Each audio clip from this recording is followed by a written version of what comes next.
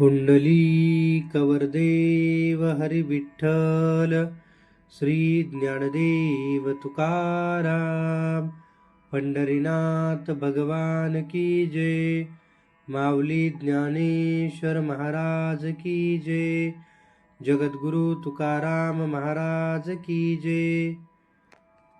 कन्या सासुराशी जाये, कन्या सासुराशी जाये, मागे परतुनी पाहे, तैसे झाले माझ्या जीवा, केव्हा भेटसी केशवा। चुकलिया माये, चुकलिया माये, बाळ हुरु हुरु पाहे, तैसे झाले माझ्या जीवा, केव्हा भेटसी केशवा। जीवना वेगळी मासोळी, जीवना वेगळी मासोळी, तुका म्हणे तळमळी, तैसे झाले माझ्या जीवा, केव्हा भेटसी केशवा। रामकृष्ण हरी या अभंगाचं आज आपण चिंतन करणार आहोत। या अभंगाची थोडक्यात प्रस्तावना पाहूया। या अभंग जगतवंदने जगद्गुरु तुकोबाराय यांचा 3 चरणांचा आहे आणि ह्या सर्वांचा परिचयाचा, सर्वांच्या पाठांतराचा अभंग आहे। या अभंगामध्ये जगतवंदने जगद्गुरु तुकोबाराय यांच्या अतिशय विरहपूर्ण आणि भक्तिभावाने ओतमलेल्या अभंगापैकी हा एक अभंग आहे। या अभंगामध्ये भक्ताचे भगवंतावरले प्रेम, त्याची आतुरता आणि देवदर्शनाची ओढ अत्यंत साध्या पण हृदयस्पर्शी उदाहरणांतून व्यक्त झाली आहे। संसारातील नात्यांमधून संतांनी अध्यात्माचा गूढ अर्थ सांगितला आणि या अभंगामध्ये 2 ते 3 उदाहरणे आहेत। ते उदाहरणांचं आपण स्पष्टीकरण पाहू, चिंतन पाहू। एक, कन्या सासुराला जातानाची परिस्थिती असेल। दुसरं, एखाद्या आईचं बाळ चुकल्यानंतर ज्या आईच्या मनाला हुरहुरी लागते ते एक असेल। आणि पाण्याविना ज्याप्रमाणे मासोळी जिवंत राहत नाही, की ते एक उदाहरण आहे। या 3 उदाहरणाच्या माध्यमातून भक्त आणि भगवंत यांचं जीवन कसं असतं, भक्त भगवंतासाठी कसा व्याकुळ होतो, कसा आतुरता होते, या गोष्टी आपण या अभंगाच्या माध्यमातून पाहणार आहोत। कन्या सासुराशी जाये, मागे परतुनी पाहे, तैसे झाले माझ्या जीवा, केव्हा भेटसी केशवा। की लग्न झाल्यानंतर मुलगी जेव्हा सासरी निघते तेव्हा तिचा पाय पुढे मागे जातो, पण मन पात्र माहेरात अडकलेलं असतं। ती वारंवार मागे वळून आईवडिलांकडे पाहते। तिच्या डोळ्यामध्ये प्रेम आहे, विरह आहे आणि आपल्या माहेराबद्दलची ओढ आहे। संत तुकाराम महाराज सांगतात की माझ्या जीवाची अवस्था अशीच काहीशी झाली आहे। हा संसार चालू आहे, शरीर जगात वावरत आहे, पण मन मात्र सतत भगवंताकडे धावत आहे की देवा माझे मन लागो तुझे चरणी, संसार विसनी पडू नये। हे मन भगवंताच्या चरणावरती धाव घेत आहे, प्रत्येक क्षणाक्षणाला भगवंताचं चिंतन करत आहे। की ज्याप्रमाणे एखादी नांदायला गेलेली नववधू असते, नवीन मुलगी असते आणि नवीन नांदायला गेल्यानंतर तिचं मन मात्र माहेरातून अजूनही निघत नाही। तिच्या आई वडिलांच्या आठवणी असतील, तिचं बालपण असेल, ते जसं माहेरात रमतं, त्या पद्धतीने जगतवंदने जगद्गुरु तुकोबाराय सांगतात, या संसारामध्ये जरी आमचा देह असला तरी पण माझं मन या भगवंताच्या चरणी आहे। त्याच्या पुढे जाऊन ते सांगतात की तैसे झाले माझ्या जीवा, केव्हा भेटसी केशवा। त्या भगवान परमात्म्याला विनंती करतात, आळवतात, आर्ततेने विचारतात, हे भगवंता, हे केशवा, तू कधी मला भेट देशील। की ज्या पद्धतीनं त्या आईची, त्या नवविवाहित स्त्रीची माहेराप्रती ओढ आहे, जिव्हाळा आहे, अशी अवस्था माझ्या मनाची झाली आहे।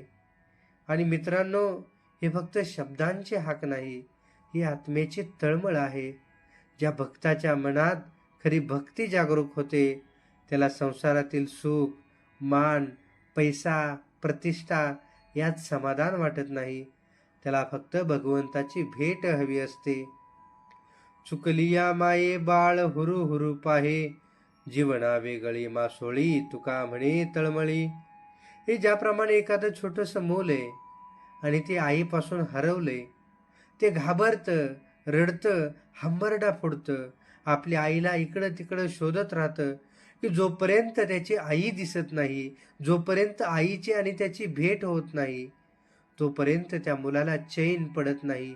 ते मुलगं टाहो फोडून रडत असतं, आपल्या आईला शोधत असतं, की त्याप्रमाणे भक्ताचं मन भगवंताशिवाय अस्वस्थ होतं.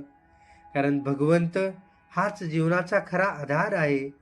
जसं बाळाला आईची गरज असते, तसं आत्म्याला परमात्म्याची गरज असते, की एकदा का आत्म्याला परमात्मा मिळाला, की मग खऱ्या अर्थानं त्याचं जीवन धन्य होतं. त्याचा जन्म मरणाचा फेरा संपतो, की ज्या ठिकाणाहून आला होता, त्या ठिकाणामध्ये आत्मा परमात्म्यामध्ये विलीन होतो. नवनवे त्याचं जीवन पूर्ण ब्रह्ममय होतं, पूर्ण देवमय होतं. त्याच्या पुढील उदाहरणामध्ये महाराज सांगतात, जीवना वेगळी मासोळी तुका म्हणे तळमळी, की जसं एखादी मासोळी म्हणजे मासा आहे आणि त्या माशाचं जीवन जर पाहिलं, ज्याचा वर्तमान काळ म्हणजे पाणी, ज्याचा भूतकाळ म्हणजे पाणी आणि ज्याचा भविष्यकाळ म्हणजे पाणी, ज्याचं जीवन पूर्ण पाण्यानं व्यापलंय आणि आपण जर त्या माशाला पाण्याच्या बाहेर काढलं, तर तो मासा तडफडू लागतो. काही क्षणात त्याचं जीवन संपतंय की काय, अशी अवस्था लाही त्या माशाची होते. कारण पाणी म्हणजे त्याचं सर्वस्व आहे. पाणी म्हणजे त्याचं जीवन आहे. अगदी त्याच पद्धतीने महाराज सांगतात, की भगवंताशिवाय माझ्या जीवाची अवस्था त्या माशाप्रमाणे आहे. कारण की ज्याप्रमाणे त्या पाण्याशिवाय मासा एक क्षणभरही जगू शकत नाही, तसं भगवंताशिवाय माझं जीवन हे व्यर्थ आहे. एक क्षणही मला त्याच्याशिवाय जगता येत नाही. त्याच्याशिवाय माझं मन कशात रमत नाही.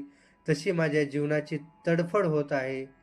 तशा माझ्या मनात सतत तळमळत आहे आणि म्हणून की देवा वाचून, भगवंता वाचून मला काहीच सुख वाटत नाही, कशात मन रमत नाही.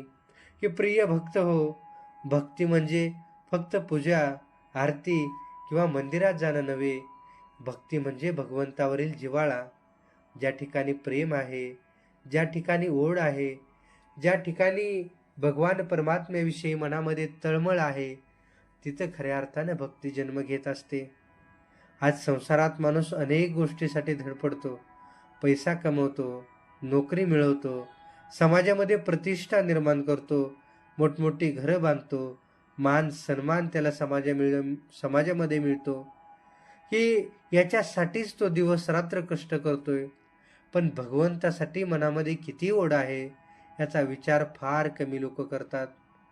कारण तुमचं आमचं जीवन चाललं आहे ते प्रभू परमात्म्याच्या सत्तेशिवाय नाही, की झाडाचं पान सुद्धा देवाच्या सत्तेशिवाय हालत नाही. चाले हे शरीर कोणाची असत्ते, कोण बोलवितो हरिविन, देखवी ऐकवी एक नारायण, तयाचे भजन चुकवू नये. जो भगवंत आम्हाला चालवतोय, बोलवतोय, फिरवतोय, त्या भगवान परमात्म्याचं आम्ही भजन केलं पाहिजे, त्याची भक्ती केली पाहिजे, त्याची आठवण ठेवली पाहिजे आणि मग खऱ्या अर्थानं तुमचं आमचं जीवन सुखमय होणार आहे, आनंदमय होणार आहे.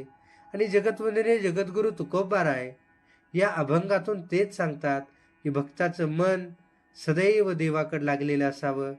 संसार करा, काळाची गरज आहे, केलाच पाहिजे, पण कर्तव्य पण केलं पाहिजे. पण अंतःकरणामध्ये भगवंताची आठवण कायम राहिली पाहिजे, की हातात काम आणि मुखात नाम ही अवस्था आमची संसार करत असताना, या प्रपंचिक काम करत असताना आमची झाली पाहिजे, की हाताने काम करत करत भगवान परमात्म्याचं चिंतन करता आलं पाहिजे. जशी मुलगी माहेरला विसरत नाही, जसं बाळ सुद्धा त्याच्या आईला विसरत नाही आणि मासा पाण्या वाचून जिवंत राहू शकत नाही, तसं भगवंताशिवाय आपल्या जीवाला चैन पडला नाही पाहिजे. तेव्हा खरी भक्ती सुरू होते आणि ईश्वराविषयीची तळमळ जागरूक होते. आज अनेकांना प्रश्न पडतो, की या कलियुगात खरंच देव भेटतो का? देव असेल का? की मित्रांनो, देव नक्की भेटतो, देव नक्की असतो, पण देवाला शब्दांना नाही तर प्रेमानं बोलवावं लागतं, अभिमानानं नाही तर नम्रतेनं जवळ जावं लागतं, आडंबरानं नाही तर निर्मळ अंतकरणाने हाक मारावी लागते. देव जाणतो तुमच्या हृदयाची व्यथा आणि कथा. देव जाणतो तुमची अंतकरणापासून मारलेली हाक, आणि मग प्रत्येक क्षणाला तुमच्यासाठी तुमच्या समोर उभा राहतो. तुकाराम महाराजांचा हा अभंग की आपल्याला तेच शिकवतो की भक्तीमध्ये विरह जितका वाढतो तितकी भगवंताची अनुभूती जवळ येते. हा अभंग म्हणजे भक्तांच्या अंतकरणातील भगवंतासाठीची व्याकुळ हाक आहे. संसारात राहूनही मनाने देवाशी जोडलेलं राहणं, भगवंता वाचून दुसरं काहीच प्रिय न वाटणं आणि सतत त्याच्या भेटीचे आस धरणं, हाच या अभंगाचा मुख्य उद्देश आहे. जगतवंदने जगद्गुरु तुकोबाराय आपल्याला सांगतात की ज्या दिवशी आपल्या मनामध्ये देवासाठी अशी तळमळ निर्माण होईल, त्या दिवशी भगवंत आपल्या अंतकरणात प्रगट झाल्याशिवाय राहणार नाही. रामकृष्ण हरी. या अभंगाचं चिंतन आपण पाहिलं आहोत. असेच एका अभंगाचं चिंतन आपण येणाऱ्या व्हिडिओमध्ये पाहणार आहोत. चॅनलला लाईक करा, शेअर करा आणि आवडल्यास नक्की सबस्क्राईब करा. रामकृष्ण हरी. धन्यवाद.